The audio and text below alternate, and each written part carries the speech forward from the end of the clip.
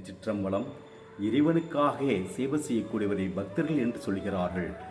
முருக பக்தர்கள், விநாயகர் பக்தர்கள், அம்மன் பக்தர்கள், இது மாதிரி எல்லாத்தையும் பக்தர்கள் என்று சொல்லக்கூடிய ஒரு சூழ்நிலையிலே சிவனை வழிபாடு செய்பவர்களை மட்டும் பக்தர்கள் என்று சொல்ல மாட்டார்கள், அடியார்கள் என்று சொல்லக்கூடிய ஒரு சிறப்பான அமைப்பு இருக்கின்றது.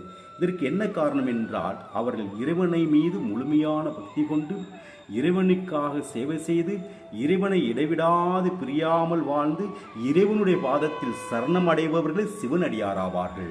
அப்படி இந்த சிவனடியார்கள் என்று சொல்லக்கூடிய பெருமை சிவபெருமனால் தொடப்பட்டவர்களுக்கு கிடைக்கக்கூடிய உன்னதமான பாக்கியமாகும். ஆகினால் அடியார்கள் எல்லோரும் சிவநாமத்தையும் சிவனருளையும் கற்று மற்றவர்களையும் அடியாருக்குள் கொண்டு வந்து சைவமானது தலை தோங்குவதற்கு எம்பெருமான் அருள்புரியட்டும். திருச்சிற்றம்பலம். ஒரு முறையா இருமுறையா பல முறை பல பிறப்பெடு